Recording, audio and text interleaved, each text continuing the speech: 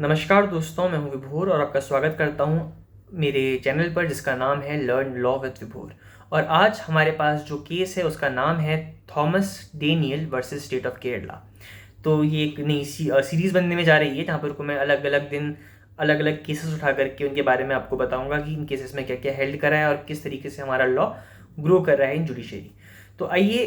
आज की केस की बात करते हैं। ये हमारा सेकंड वीडियो है जहाँ पर को हम आज का केस ले रहे हैं जिसका नाम है Thomas Daniel versus state of Kerala. ये भी 2022 का जजमेंट है। इस केस की जो बेंच थी वो थी justice S Abdul Nazeer and justice Vikram Nath की, और इसके जो ऑथर हैं वो हैं जस्टिस एस अब्दुल नज़ीर। तो बेसिकली जो अपील है वो किस चीज़ के ऊपर बेस्ड है, पहले हम इसमें बात करते हैं। तो बेसिकली अपील है कि जो इंक्रीमेंट मिलते हैं आदमी को, वो क्या उसके रिटायरमेंट के 10 साल के बाद भी अगर कभी गलती से कुछ एडिशनल बेनिफिट दे दिए हों किसी को,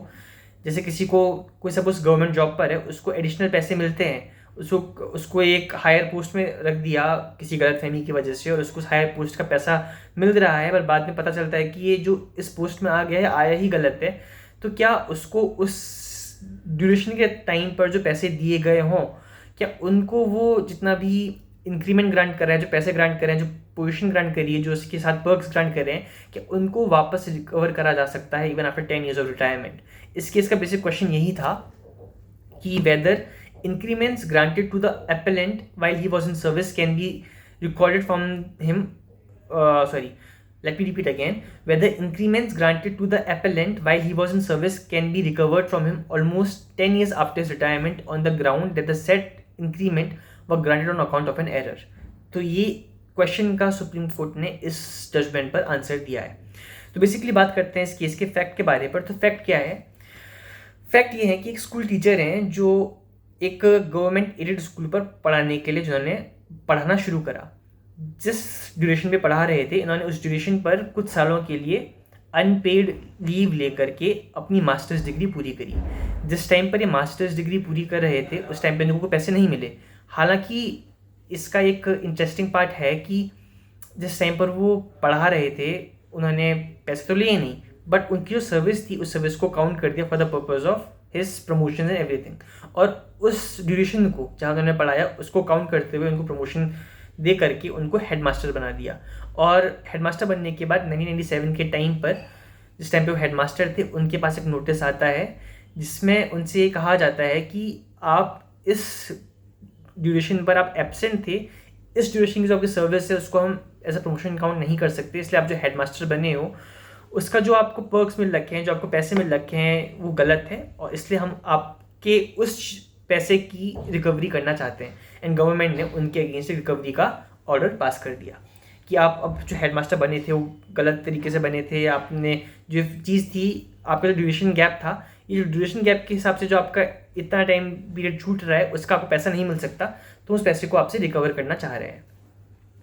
तो बेसिकली 1999 के टाइम पर जो हमारे टीचर्स थे वे रिटायर हो गए। 1997 पे उनके पास नोटिस आता है और 1999 पर वो रिटायर हो जाते हैं और वो बहुत सारी रिप्रेजेंटेशन भेजते हैं गवर्नमेंट को, बट उसमें कोई एक्शन नहीं, गवर्नमेंट नहीं लेती है।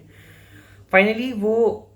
सीएम हेल्पलाइन जो होती है वहाँ पर को लिखकर भेजते हैं कि मेरे साथ ऐसा ऐसा हुआ है, बट सीएम हेल्पलाइन वाले भी उनकी कोई हेल्प नहीं करते हैं और कह देते हैं कि जो आपसे रिकवरी करी है उस ही रिकवरी का ऑर्डर पास कर रखा है। तो इससे खफा होकर के वो केरला हाई कोर्ट में अप्रोच करते हैं। तो केरला हाई कोर्ट में सिंगल जज भी ये कहते हैं कि जो आपने ड्यूरेशन में सर्व कर रखा है तो गड़बड़ हो गई है, इसलिए इस पैसे को आपसे रिकवर करा जा सकता है। जब उनको रिट पिटीशन से भी कोई सहायता नहीं मिलती है, वो उस रिट पिटीशन के ऑर्डर के अगेंस्ट अपील करते हैं डिवीजन बेंच। डिवीजन बेंच भी सिंगल जज के ऑर्डर को अपहेल्ड करती है और कहती है कि सिंगल जज ने सही हेल्ड करा है और आपको जो पैसा एडिशनल बेनिफिट दिए गए हैं वो रिकवर करे जा सकते हैं। तो अब एक टीचर जो 1999 के बाद रिटायरमेंट हो चुका है, वो उनका केस अब 2022 तक चलते हुए आ रहा है, उनको उस ड्यूरेशन का सारा पैसा विद इंटरेस्ट वापस करना इज़ वेरी हार्ड, राइट। तो वो इस ऑर्डर से खफा होकर के अब सुप्रीम कोर्ट अप्रोच करते हैं। सुप्रीम कोर्ट में केस आता है और सुप्रीम कोर्ट केस को सुनती है और सुप्रीम कोर्ट ये हेल्ड करती है कि कैटिन ऑफ जजमेंट सुप्रीम कोर्ट ने ये हेल्ड करा है कि अगर किसी एम्प्लॉय को, ये बहुत गौर से सुनने वाली बात है, कि अगर किसी एम्प्लॉय को कोई एडिशनल बेनिफिट मिलते हैं due to the error of the government department, government agencies, जहाँ पर को एम्प्लॉई ने कोई बात को मिसकंसीव या फ्रॉड नहीं करा हो। लाइक सपोज अगर मैं बिना झूठ बोले, मैं झूठ बोलता हूँ कि मैंने मेरी, सपोज एग्जांपल लेते हैं, मैं झूठ बोलता हूँ कि मैं मास्टर्स डिग्री कर चुका हूँ और मुझे किसी स्कूल पर एडमिशन मिल जाता है एज अ टीचर, कि मैं आकर एम्प्लॉयमेंट मिल जाता है एज अ टीचर, मैं जाकर पढ़ा रहा हूँ किसी स्कूल पर। तो उस केसेस पर क्या होगा कि मैंने झूठ बोला है, एंड अगर मैं पकड़ा जाता हूँ तो मुझसे रिकवर पैसा करा जा सकता है। बट अगर मैंने सच में एमएससी कर रखी है और मुझे हेडमास्टर बनाते हैं जिसके लिए मैं एलिजिबल नहीं हूँ due to the fault of government, उनको लगता है कि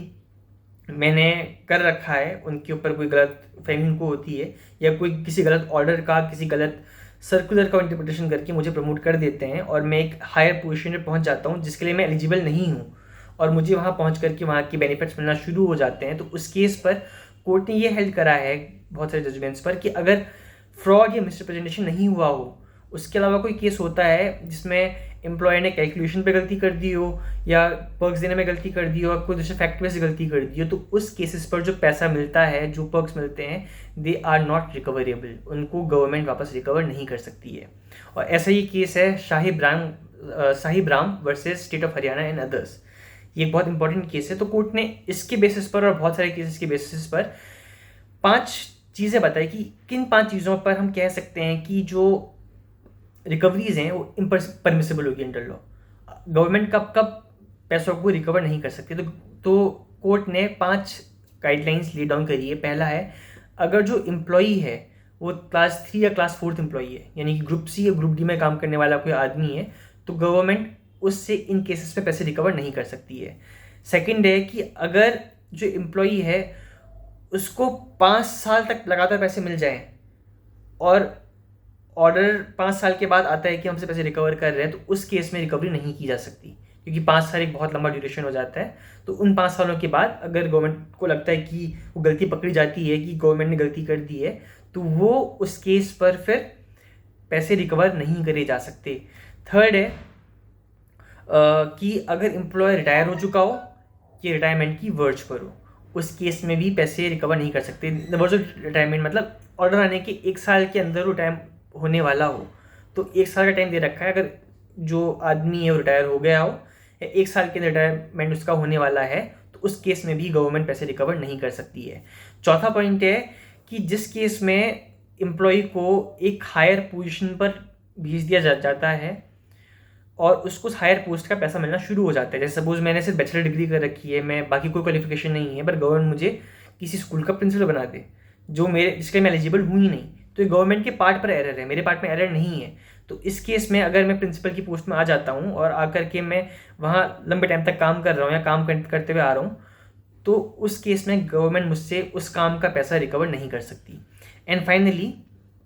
अगर किसी कोर्ट के को ये लगता है कि जो पैसा अगर कोर्ट रिकवर करती है तो एम्प्लॉयर का जो राइट रिकवर करने का उसको एक्सीड कर जाता है, तो उस केस में भी कोर्ट ऑर्डर पास कर सकती है कि एम्प्लॉयर पैसे रिकवर नहीं कर सकता।